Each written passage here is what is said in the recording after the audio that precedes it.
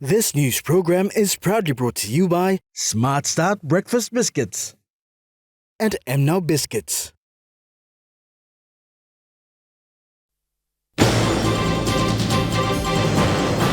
"66 political parties receive funding." Prime Minister welcomes new trade law. And opposition calls for electoral reforms for election petitioners.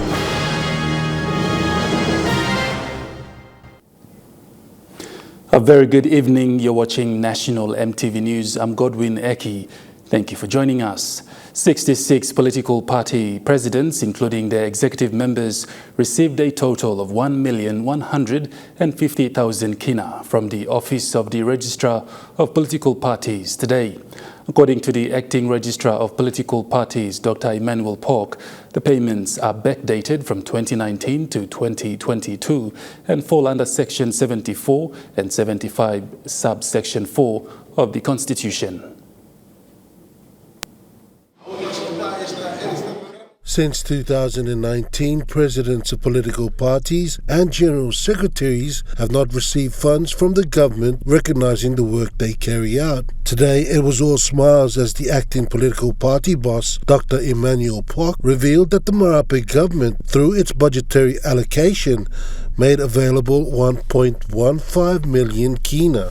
So, by virtue of Section 74, 75, subsection 4 of the Organic Law on Individual Political Parties and Candidates, the state is committed to pay political parties and the executives of political parties who contest elections successfully and won a seat in parliament.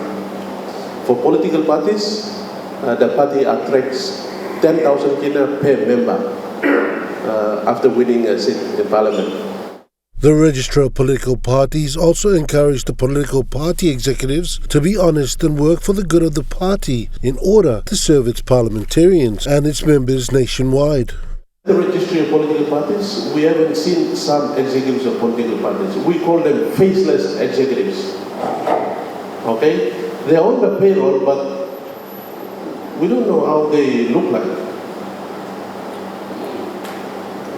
So these are people we will be working with, will be dealing with, whether they are working or not. And you know, it's crimes against the state if you are not putting an effort in and getting paid without showing your face here. For the past 4 years, the Office of the Registrar of Political Parties, along with presidents and general secretaries of various political parties, have worked together to ensure payments would be done. Everybody assumes that party at the end means everybody is out having a party. They don't appreciate what we actually do. And as the former parliamentary leader of Pangu Party and then National Alliance Party, he was a strong advocate for political parties. The reason being that it was a vessel that brought in the governance of any country. So I'd like us to continue to acknowledge the OLIPAC office. In concluding today's presentation, the Acting Registrar of Political Parties, Dr. Pork, reiterated the call for political party executives to work hard for their parties and leaders. Rocky Iso, National EMTV News. Prime Minister James Marape has welcomed passage of the landmark National Trade Bill 2023 by Parliament. The landmark bill, anonymously passed by Parliament last Thursday after much debate, was introduced by Minister for International Trade and Investment Richard Maru. It adds to the growing number of important laws passed by the Marape Rosso government since 2019. Properly coordinated trade has seen smaller countries from the Pacific being able to export their taro, ginger and handicrafts to Australia and New Zealand, while Papua New Guinea, which has over 80% of the population and landmass, cannot get our agriculture and fisheries products to Australia and New Zealand markets. The National Parliament passed the landmark legislation last week when introduced by Minister for International Trade and Investment, Richard Maru. Minister Maru said the National Trade Bill 2023 is one of the most important laws in terms of trade and investment because it was set out to achieving PNG's Vision 2050, which specifically notes the importance of diversifying the economy by promoting and expanding trade and investment in the country. To put it succinctly, the bill therefore seeks to address the need for the anchorage of the trade policy function of government, as well as giving the legal mandate to the newly established National Trade Office to carry out its powers and functions as envisioned under the trade policy.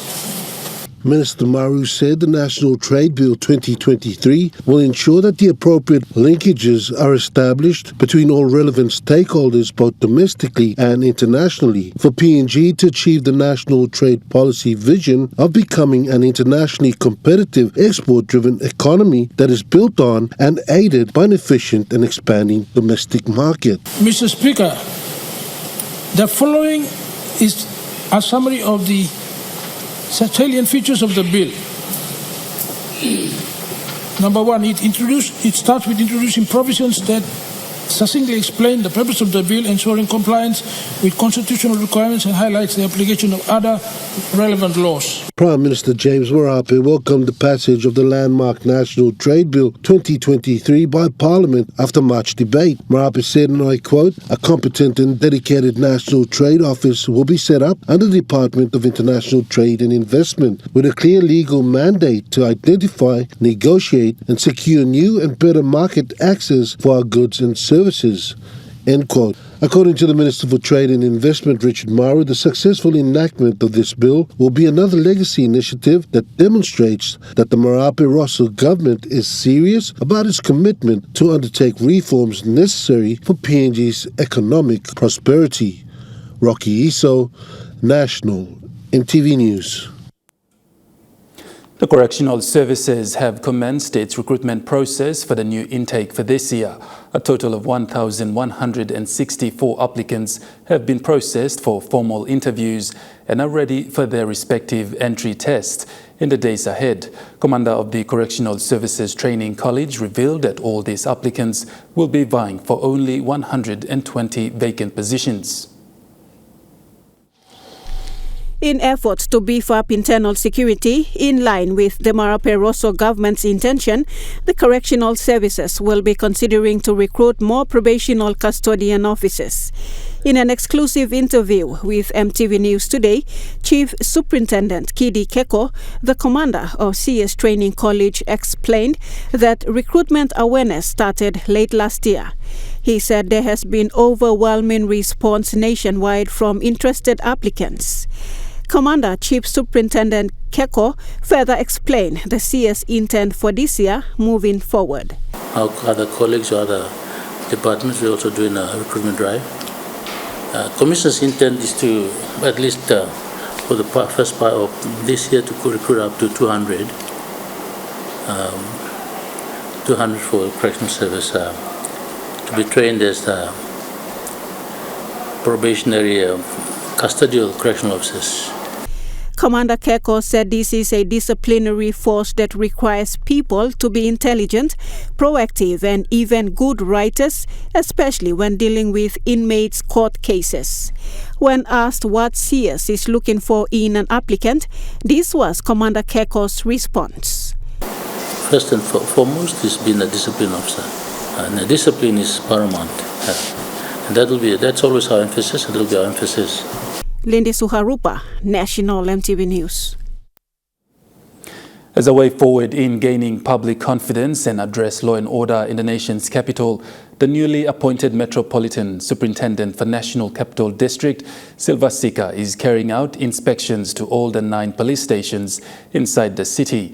This morning, the NCD Metropolitan Superintendent Silva Sika visited the Badili Police Station and its officers.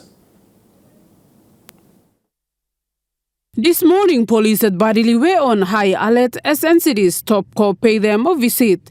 The police parade at Badili Police Station started as soon as the Metropolitan Superintendent Silva Sika entered the police station premises.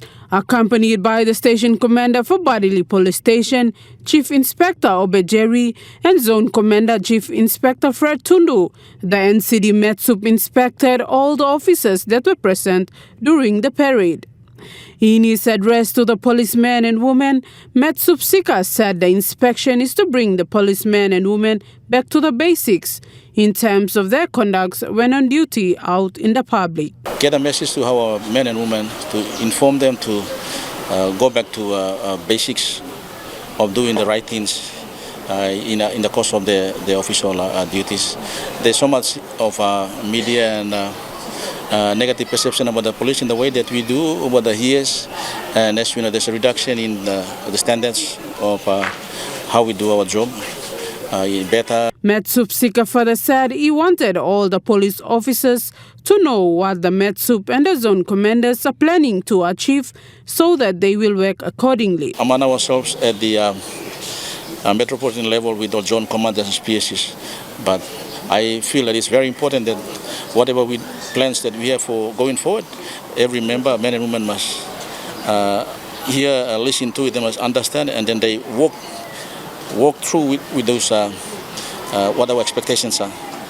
Sika also alluded that many things have been said about the police force, especially in NCD, regarding police conduct, and this has to change. The Metsup asked the officers to work hard to maintain law and order in the city, but there must be fairness when dealing with individuals in the public. The first inspection was done yesterday at the town police station.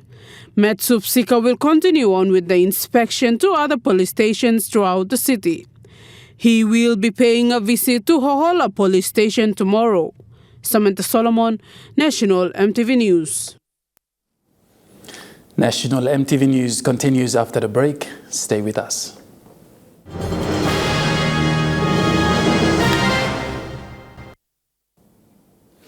Welcome back to National EMTV News. Opposition leader and member for Kandri and Gloucester, Joseph Lelang, today called for electoral reforms that would allow election petitioners to be countersued.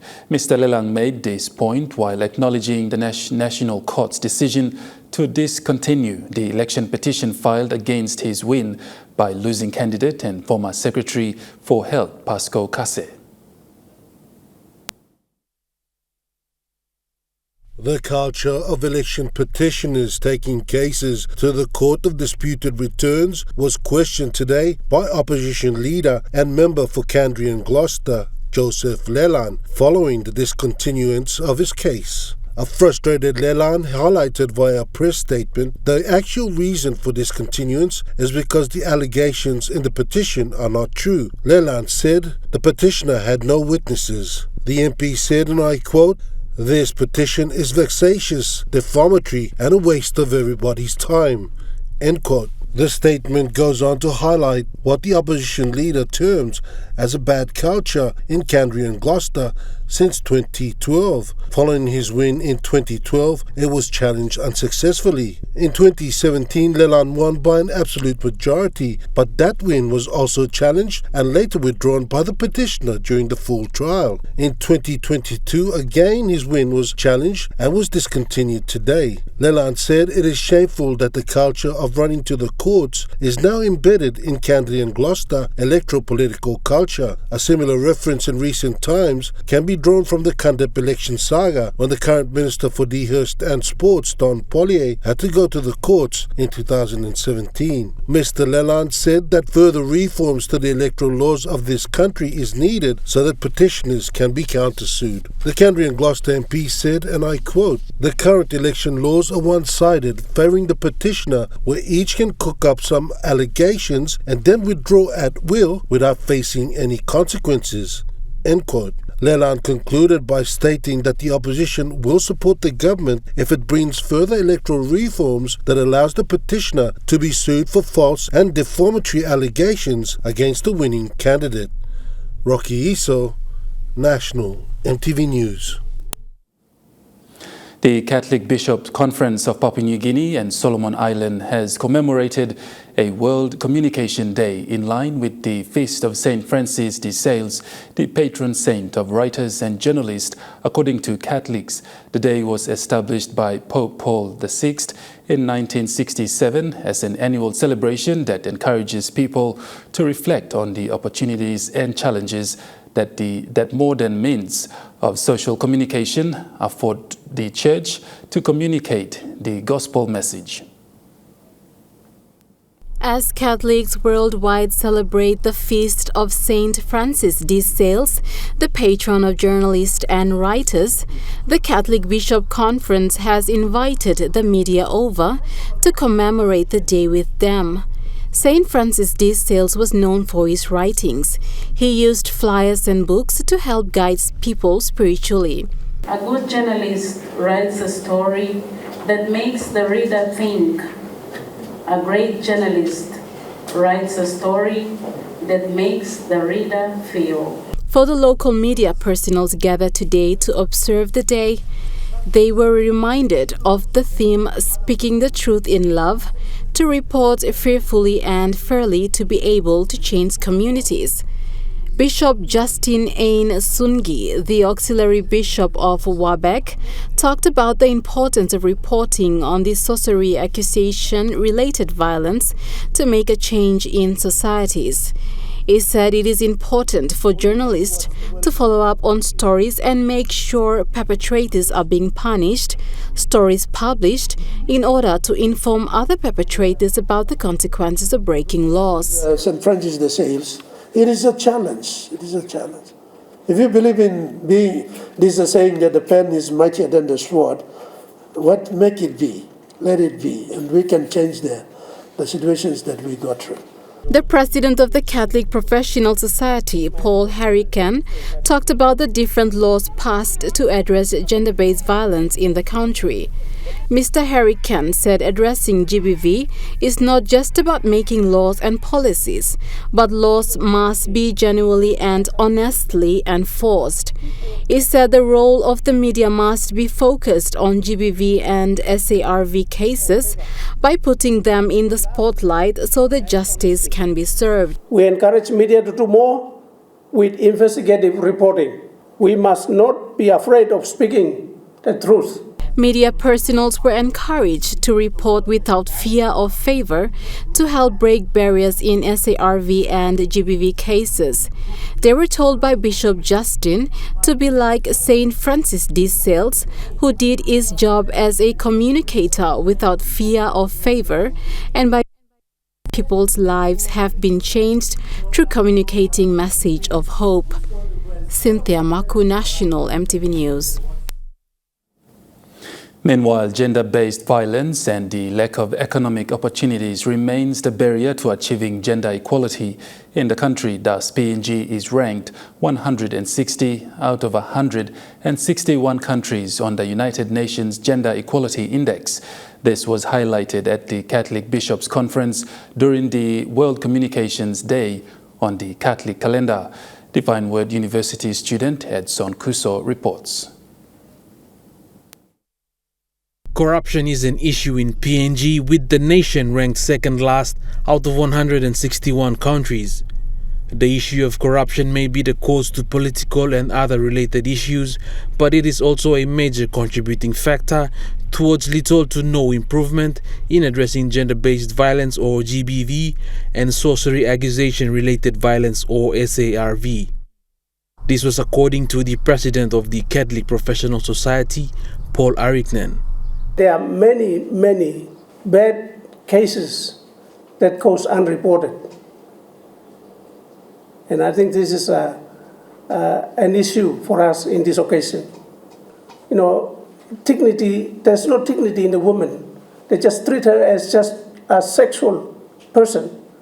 That they can, men can just, we know that, and I know that. But because there is no evidence, the difficulty of having evidence out because of fear, these things are not reported. Harrican said the Independent Commission Against Corruption, or ICAC, needs to be truly independent in order to address corruption in the country. The Human Rights Commission must be established with independent powers and functions and support with separate and adequate funding to address GBV, SAF, and related issues. The Human Rights Commission has not even entered Parliament yet. We need to have this commission together to support ICAC to fight gender-based violence, SAF, and general human rights abuses. Hariknan called on all media outlets to continue to report on gender-based violence and sorcery accusation-related violence without fear or favor, and must be consistent so that people can understand how serious this issue is in the country. Edson Kuso, National EMTV News. The National Agriculture Quarantine and Inspection Authority have recommitted itself to serve diligently on its mandated roles and functions in 2023 as the country's lead biosecurity watchdog. Led by its Managing Director Joel Alu, Nakia dedicated its work plans and staff to God during a dedication prayer at its 6 Mile headquarters in Port Moresby. Mr. Alu thanked his top management team and dedicated staff across the Nakia-operated 23 ports of entry and exit in PNG for their contribution in 2022 and called for their continuous support and loyalty in 2023 going forward. Nakia has, for the first time since independence, adopted a national biosecurity policy 2022 to 2032. Paving way now for Parliament to enact the country's first National Biosecurity Act. Formerly known as the City of Potholes, the capital city of Morobe Province, Lae is continuing to see a lot of developments taking place in the recent years, especially the city roads, when Lae MP and Deputy Prime Minister John Rosso took office. This morning, another new stretch of concrete road was officially opened for use and was named the Bart Philemon Avenue. The 400-meter stretch of road from Engau roundabout to Lae Main Market took 2 months to complete and was done by contractor JV PNG Investment and supervised by the Department of Works and Highways.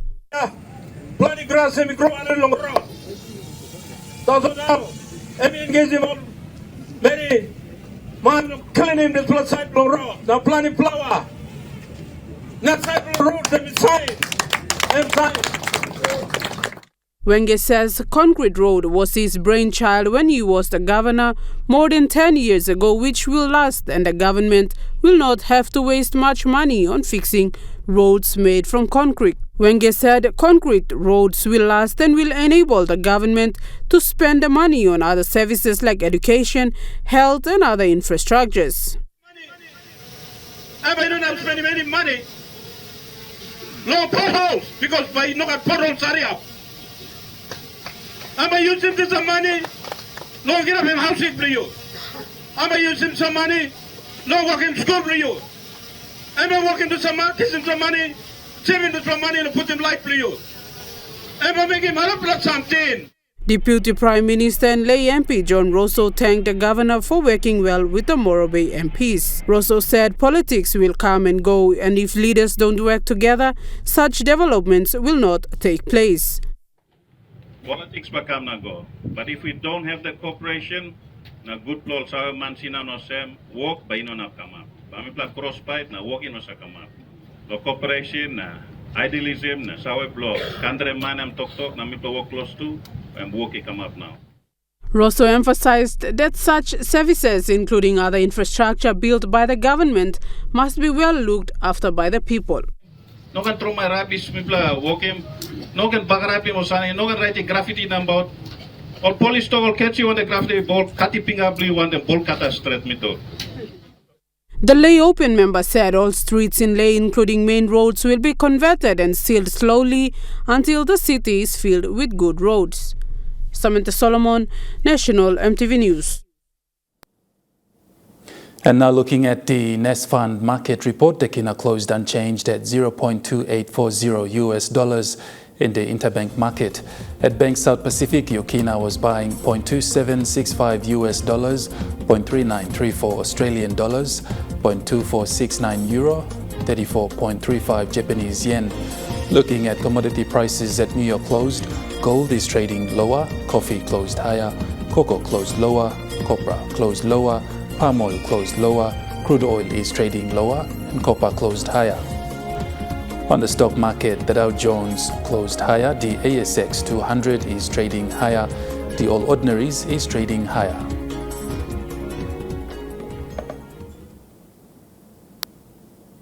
National EMTV News continues after the break. Stay with us.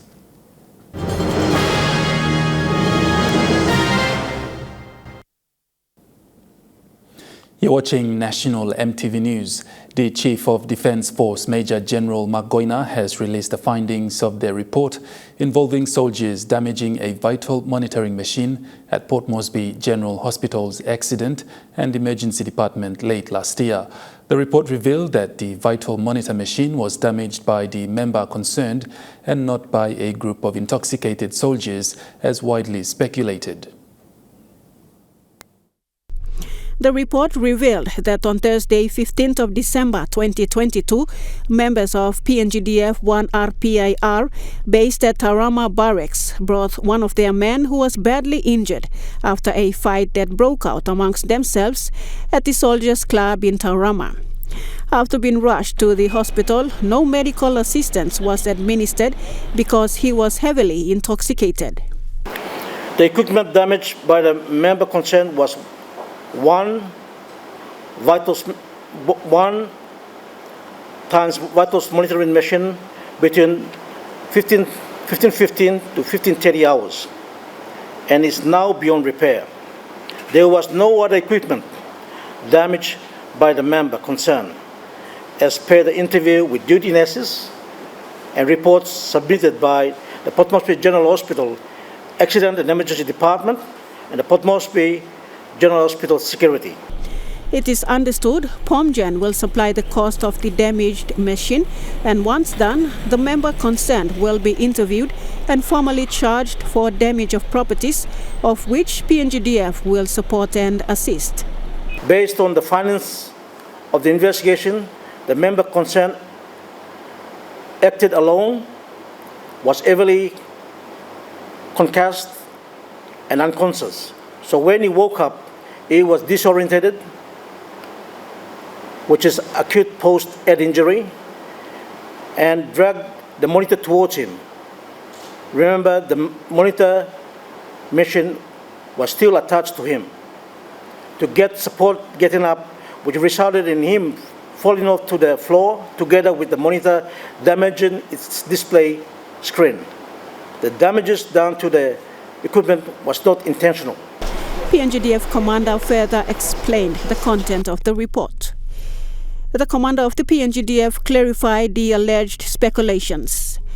It is important to note that the investigation established that there was no group of soldiers rampaging, damaging properties, and harassing accident and emergency staff as alluded on most media platforms. The member concerned acted alone unintentionally based on his medical condition and circumstances. The Chief of Defence Force also revealed that the member concerned is currently under open arrests in the barracks and is monitored by duty personnel twice a day. However, will not be subjected to the military code of discipline since he was not in a clear state of mind. Even so, the PNGDF member concerned will be subjected to face civil police investigations, and members who initially inflicted injuries to the concerned soldier will be charged under the Code of Military Discipline, respectively. It is understood the cost of the vital monitoring machine is about 20,000 kina. Lindy Suharupa, National EMTV News. Residents in Kiunga Western Province say proper bus stops and markets should be established in town for better services. Currently, there is no bus stops and shelters in town, and travelling passengers have been struggling to get on PMV buses and trucks. Therefore, Kiunga town needs improvements on these services.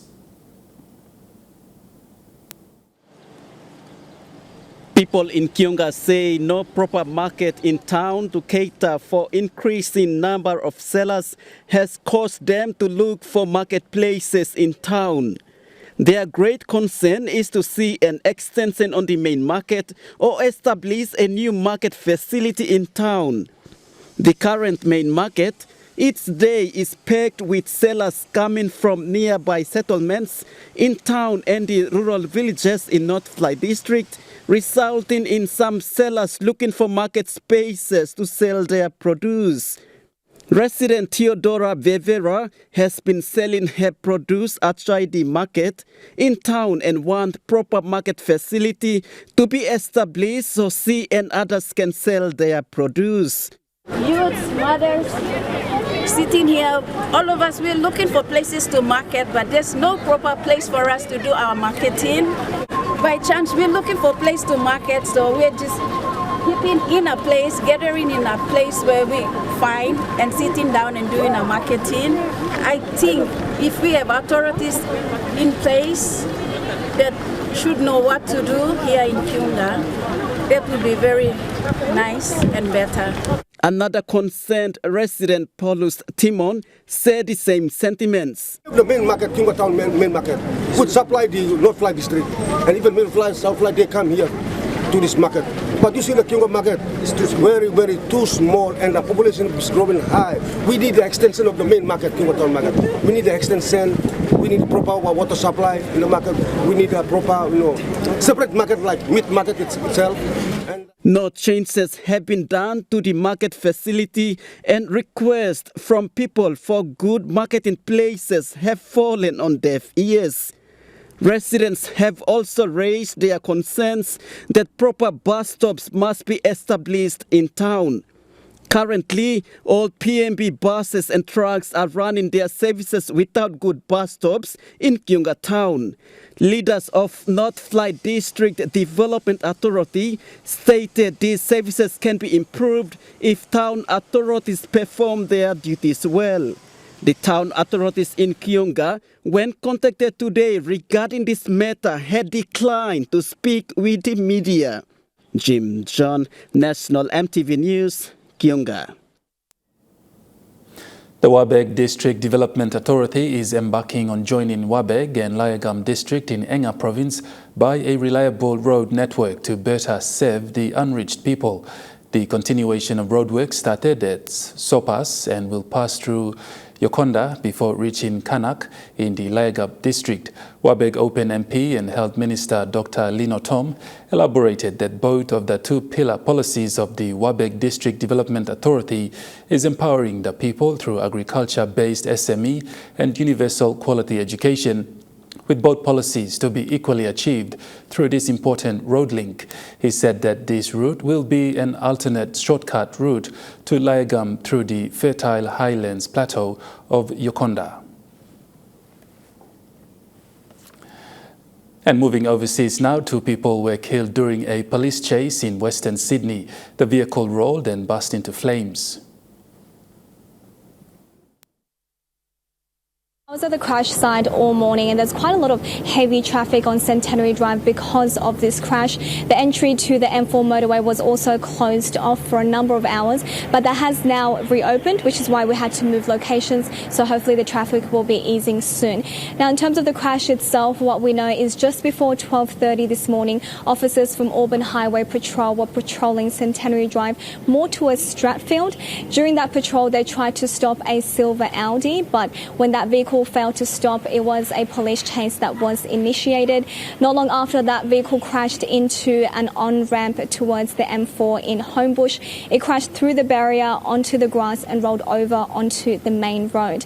Now, that vehicle was tipped onto its roof and was engulfed in flames.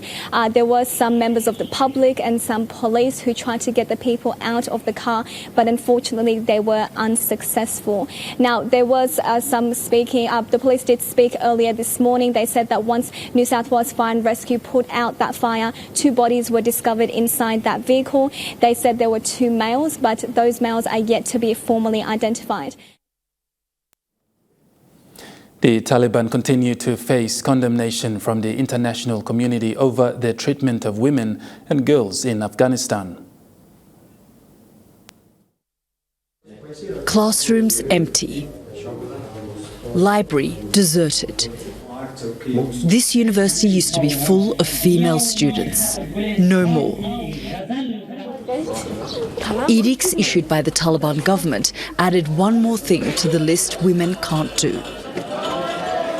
I don't have the right for working. I don't have the right for existence. I don't have the right for being a woman anymore. It's a crime, please. Naila Mirza was weeks away from getting her degree. The ban means she's left with nothing. Suddenly, everything changed just in a matter of a day. I used to say it proudly to everyone that I'm finishing this journey of studying medicine. But now, I wake up and I watch the clock's tick-tock. Since the Taliban takeover in August 2021, women have been pushed out of the public eye. You're watching National EMTV News. Trukai Sports is next. Stay with us.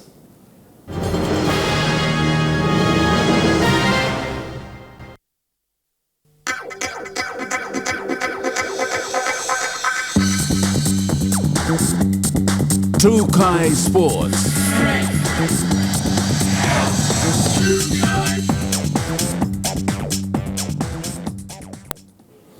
Welcome to Trukai Sports.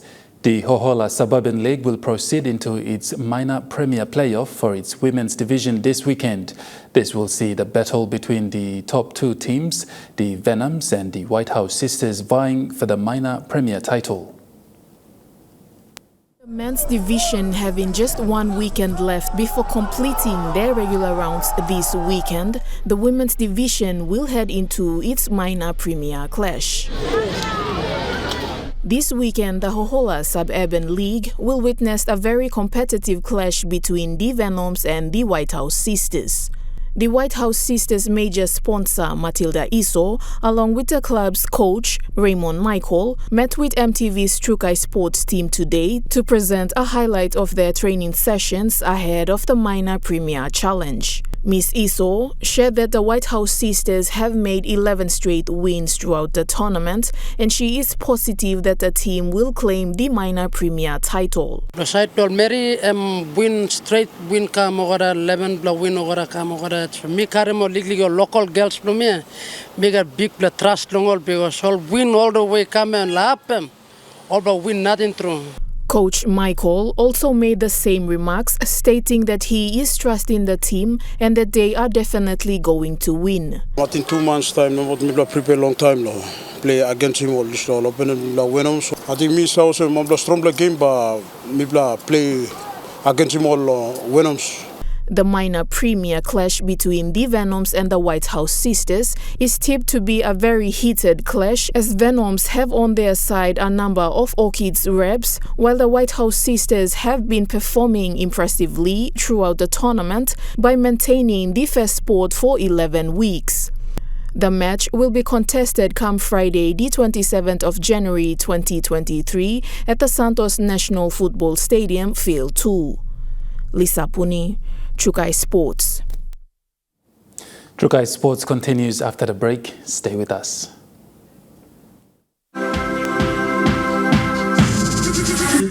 Trukai Sports. You're watching Trukai Sports. Moving to overseas sports now, with a cloud of criticism over his head coming into yesterday night's match, the former tennis world number one Novak Djokovic dominated Australian Alex de Minaur. 6-1, 6-2 was the final score there. The champ, who is chasing his 10th Oz Open title, didn't give de Minaur any chances to get into the match at all. He was on top from the get-go. He didn't even face a break point. Such was his dominance across the course of the day, well, evening I should say. And not only that, I think it's really interesting when you have a look at how much heavier the ball was off Novak's racket in comparison with de Minaur's. I think At the Australian Open, Jessica Pegula has shown solid form as the current women's world number one. Polish world number 45, Magda Linette. She produced what was a pretty clinical display to beat fourth-seeded Garcia, 7-6, 6-4 in the last 16 on Rod Laver. It's the first time Linette has reached the quarterfinals of a major as well. Meanwhile, Rybakina is also playing pretty well. But yeah, I think that ends Trukai Sports. The Money Plus weather report is next. Stay with us. Sports.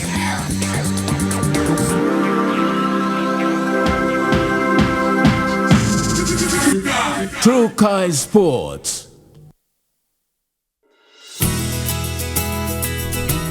This weather update is proudly brought to you by Money Plus, with you always.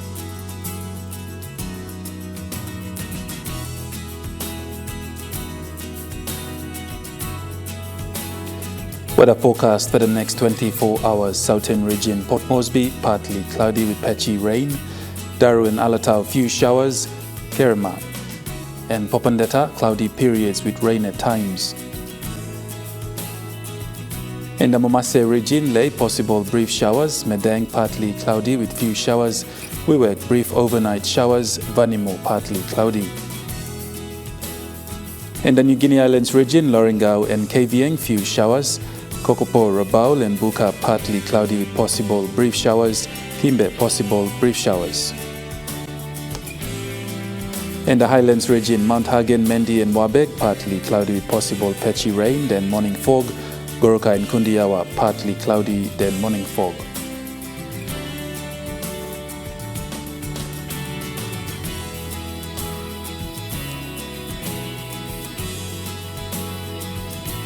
Waters of southern PNG Indonesian border through Torres Strait to Daru to Kiwai Islands to Kerema to Yule Island to Hood Point to Samarai Islands, seas 0.5 to 1.3 meters. Waters of Samarai Islands to Cape Vogel and eastern and western Milne Bay Islands, seas 0.5 to 1.3 meters. Waters north of Cape Vogel to Ewan Gulf to Finschhafen, seas 0.5 to 1 meter. Waters of Finschhafen through Vitis Dampier Strait to CSE and Long Islands, seas 0.5 to 1 meter. Waters of Long Island to Medang to Wewak to Vanimo and northern PNG Indonesian border, seas 0.5 to 1 meter. Waters of Manus and its western group of islands, seas 0.5 to 1 meter. Waters of New Island to New Britain and Bougainville, seas 0.5 to 1 meter.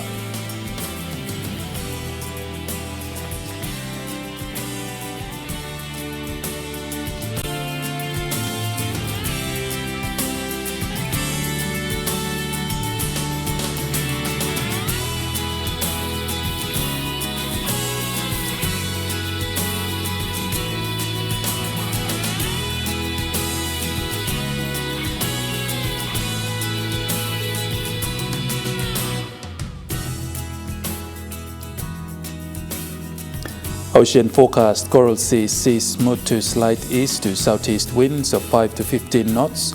Solomon Sea, seas smooth east to southeast winds of 5 to 10 knots. Bismarck Sea, seas smooth southeast winds of 5 to 10 knots. And Pacific Ocean, seas slight to moderate northeast to easterly winds of 10 to 20 knots.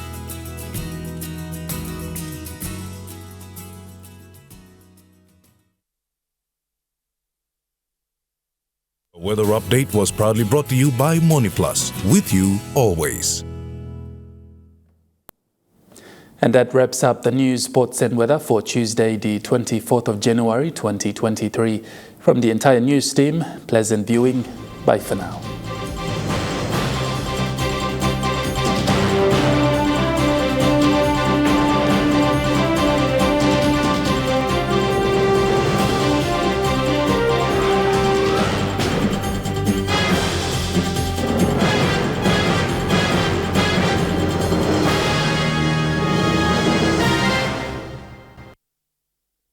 This news program was proudly brought to you by Smart Start Breakfast Biscuits and Gold Nuggets.